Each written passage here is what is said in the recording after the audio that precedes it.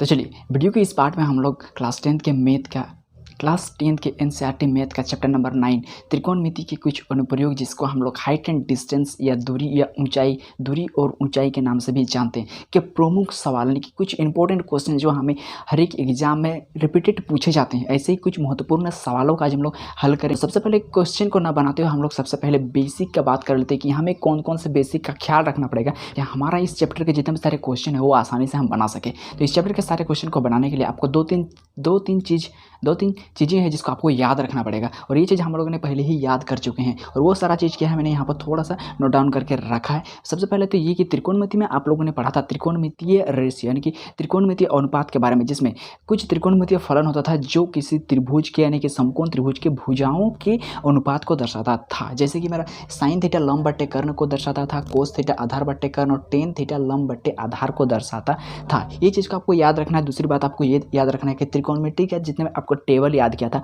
वो टेबल आपको याद होना चाहिए। साइन कोस टेन का 0, 30, 45, 60 और 90 डिग्री में कौन कौन सा मान को देता है, इस चीज़ को। तीसरा चीज़ आपको यह याद रखना पड़ेगा। अक्सर वैसे तो ये हमारे एग्जाम में नहीं पूछे जाते हैं, लेकिन क्या पता कि पूछ दे। यदि हमें कहीं कहीं पर √2 का मान या फिर √3 का मान रूट में ना दे करके कभी उसकी वैल्यू को दे दिया जाता है, अतः √2 का मान 1.414 को याद रखना है और √3 का मान 1.732 को याद रखना है। ठीक है, ये याद रखने के बाद हमें एक और चीज़ पर याद रखना पड़ता है, और वो है मेरा दो एंगल्स के बारे में। एक होता है मेरा अवनवन कोण, एक होता है मेरा उन्नयन कोण। अवनवन कोण और उन्नयन कोण क्या होता है ये हमको जानना पड़ेगा, क्योंकि हमें क्वेश्चन में अवनवन कोण और उन्नयन कोण दिया जाता है। ठीक है, उन्नयन कोण क्या होता है, कोई भी एक क्षैतिज लाइन होता है। यदि हम किसी वस्तु को देख रहे तो मेरे आँख की दृष्टि एक क्षैतिज लाइन हो जाएगा, या फिर एक ओरिजेंटल दे सकता है आपको क्षैतिज, मतलब एक लाइन देगा, और लाइन के ऊपर तरफ बनने वाला जो कोण होता है, ऊपर तरफ बनने वाला कोण को हम लोग उन्नयन कोण बोलेंगे, और उस क्षैतिज लाइन के नीचे की ओर बनने वाले कोण को हम लोग क्या बोलेंगे, अवनवन कोण। तो उ से ऊपर और उ से उन्नयन, और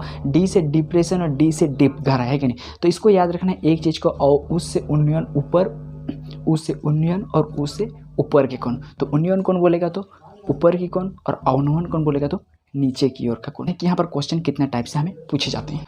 तो देखिए हाइट एंड डिस्टेंस में जो क्वेश्चन पूछे जाते हैं वो जनरली 2 या 3 टाइप से ही हमारा क्वेश्चन पूछे जाते हैं। अब बस हमें क्वेश्चन में घुमा फिरा के हमें फंसाए जाने का कोशिश किया जाता है कि हम एक क्वेश्चन में फंस जाएं, और उस क्वेश्चन में हमें एक राइट एंगल ट्रायंगल ही मिलता है, और इस राइट एंगल ट्रायंगल पर हमें इन सभी फॉर्मूलों की सहायता से हल करना पड़ता है। तो देखिए किस प्रकार से इसमें हल करना पड़ता है। जैसे कि आपको यह एक राइट एंगल ट्रायंगल मतलब एक समकोण त्रिभुज दिख रहा है, और उस समकोण त्रिभुज में ये BC आपको दिया है 15 सेंटीमीटर, और आपको एक न्यून कोण दिया हुआ है 60 डिग्री, आपको न्यून कोण दिया हुआ है 60 डिग्री। आपको AB की ऊंचाई यानी कि जिसको हम लोग ऊंचाई कहते हैं, इस एज को ज्ञात करने के लिए कहा गया है। तो इसको हम लोग किस तरह से ज्ञात कर सकते हैं, देखिए, और ये हमारा फर्स्ट टाइप का क्वेश्चन होगा। तो इसको ज्ञात करने के लिए आपको सबसे पहले ध्यान देना पड़ेगा किस चीज़ पर, कि ये जो समकोण त्रिभुज बना है और थीटा यानी कि हमें न्यून कोण जो दिया हुआ है, इस समकोण त्रिभुज में हमारा लंब कोण है, कर्ण कोण है, आधार कोण है, ये पहले चेक करना। तो क्योंकि ये थीटा है तो ये मेरा क्या हो गया, लंब हो गया, ये मेरा कर्ण हो गया, और ये हो गया मेरा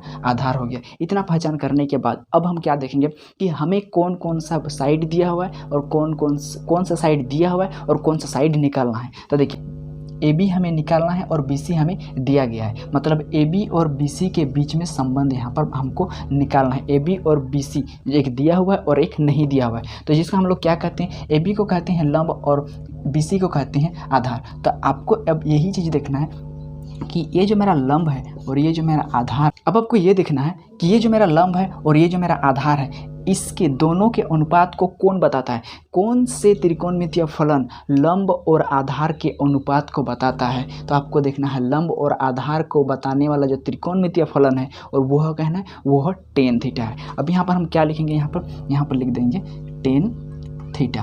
क्योंकि लंब मेरा कितना है, तो लंब मेरा h है, तो h जिसको निकालना है, और आधार कितना है जिसको हम लोग 15 बोल रहे हैं, और टेन थीटा के जगह पर कितना दिया हुआ है, ये हमको 60 डिग्री दिया हुआ है। अब टेन 60 डिग्री की वैल्यू कितनी होती है ये हमें देखना पड़ेगा टेबल में, इसीलिए मैंने कहा था आपको याद करना पड़ेगा। टेन 60 डिग्री का मान होता है √3। तो यहाँ पर हम क्या लिखेंगे, इसको √3 लिखेंगे। अब बट्टे के नीचे कुछ नहीं है तो 1 करेंगे और इसको क्रॉस मल्टीप्लाई करेंगे, तो h बराबर हो जाएगा मेरा 15√3। इतना क्या है, मीटर। ये मेरा हो गया क्या, इसका इस राइट एंगल ट्रायंगल का AB की ऊंचाई बोले तो ये लंब हम मेरा निकल गया 15√3 15√3 मीटर। ये क्वेश्चन हमारा पूछा गया था 2022 में, 2022 में पूछा गया था, लेकिन हम तो कोई क्वेश्चन उतारे ही नहीं, तो आपको कैसे पता चला कि 2022 में? मैंने सिर्फ फिगर को ड्रॉ किया। अब यही फिगर को ड्रॉ करने के लिए हमें एक क्वेश्चन के रूप में घुमा फिरा करके एक क्वेश्चन दे दिया जाता है, जिनके आधार पर आपको इस राइट एंगल ट्रायंगल को बनाना है, और इस राइट एंगल ट्रायंगल को बनने के बाद आप इस प्रोसेस से आप आंसर तक जा सकते हैं। अब देखिए यहाँ पर क्वेश्चन क्या कह रहा था इस फिगर को बनाने के बारे में।